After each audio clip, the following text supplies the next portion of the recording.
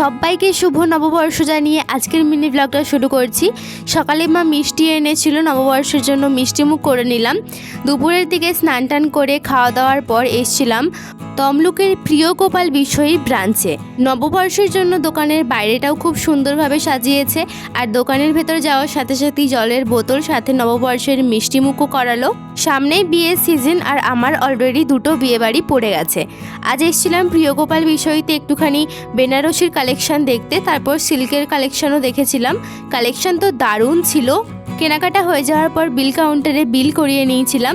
প্রিয় গোপাল বিষয় থেকে বেরিয়ে এসেছিলাম ট্রেন্ডসে। এখানে ঘড়ি থেকে শুরু করে জামা, জুতো সমস্ত কিছুর কালেকশন দারুণ ছিল। জুতোর ওপর buy two get one free ছিল, তাই অলরেডি আমি দুটো জুতো নিয়ে নিয়েছি, যেগুলো তোমাদের সাথে বাড়িতে গিয়ে পরে শেয়ার করে দেবো। বাড়ি এসে দেখলাম আজকে ডিনারে ছিল ফ্রাইড রাইস আর চিলি চিকেন। ডিনার কমপ্লিট করলাম আর দিনটা এভাবেই কাটালাম।